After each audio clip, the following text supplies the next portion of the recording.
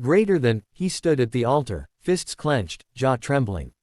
The murmurs behind him grew louder, everyone could feel the tension. The billionaire CEO, Adam Knight, the man who could buy anything in the world, was about to marry a woman he had never seen. And when he finally lifted her veil, the entire room gasped, including him. But not for the reason anyone expected. This is the story of how arrogance met humility, how hate turned into love, and how one broken heart learned the true meaning of beauty. Chapter 1: The Contract Bride. Adam Knight, 32, was the kind of man who made the world stop when he entered a room. Cold eyes, sculpted jaw, and a reputation carved from steel. The youngest self-made billionaire in the city, he built his empire on precision, no emotions, no attachments, no mistakes. But life, as it often does, found a way to shake the man who thought he had everything figured out. It started with a betrayal. His father's company, the one Adam rebuilt from the ashes, was under threat. A powerful business family, the Winthrops, were threatening a hostile takeover. Their price? A marriage alliance. Adam was furious. Marry their daughter. I don't even know her name. He shouted in his office, slamming the glass table so hard it cracked. His mother, a woman of quiet wisdom, simply said, "Sometimes, son, the right deal isn't made with numbers. It's made with hearts." But Adam didn't believe in hearts.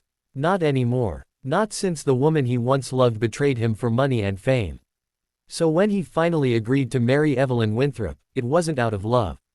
It was a transaction, a business merger sealed with vows he didn't mean. The wedding day. The media buzzed like bees. Billionaire CEO marries mysterious bride. Who is Evelyn Winthrop? And why won't she show her face? Because Evelyn was different. She had refused a public wedding, refused the cameras.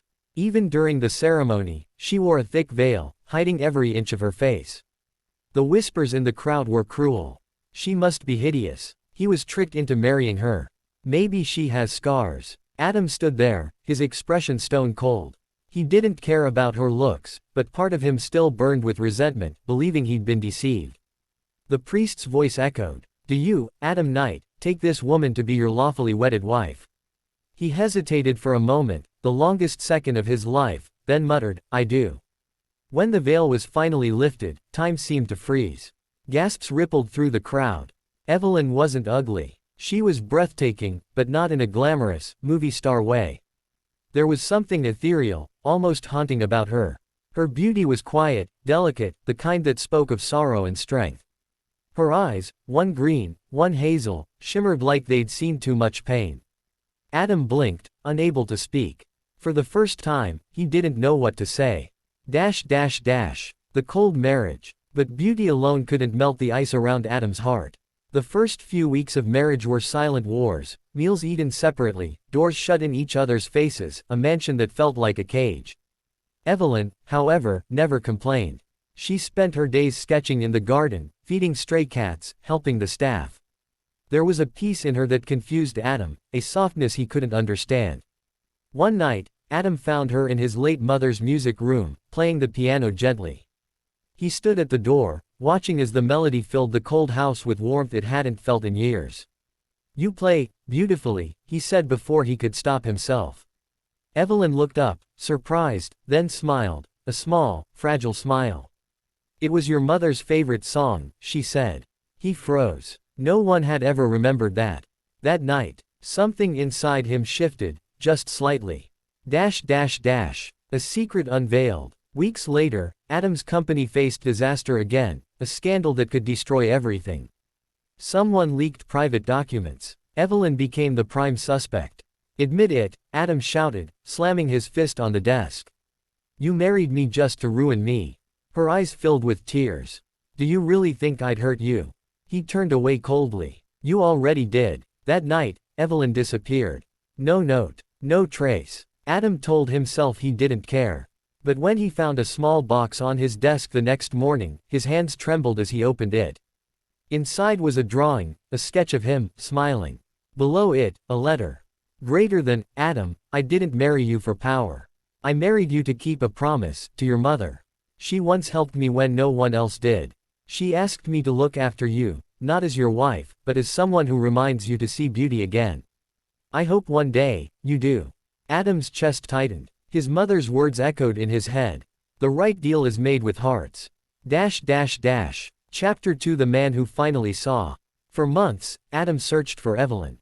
He cancelled meetings, ignored investors, and went through her old sketches, trying to trace where she might have gone. He finally found her in a small seaside town, running an art studio for orphans. She looked peaceful, happier than he had ever seen her. When she saw him, she froze. "What are you doing here?" she asked softly. He stepped closer, apologizing. He took her hand, trembling. "You were right. I only saw faces, not souls. I only measured love in profit and loss. But you showed me what real wealth is." Evelyn's eyes filled with tears. "Adam," he smiled faintly, "I lifted your veil that day, Evelyn. But it took me this long to really see you." She broke down crying, and for the first time, he held her, really held her.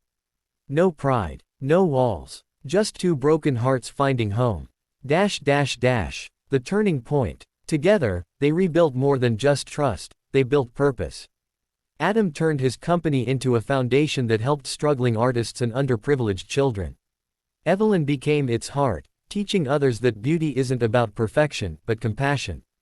Every night, as they watched the sunset over the sea, Adam whispered the same words. Greater than, "Thank you for showing me what love looks like, without the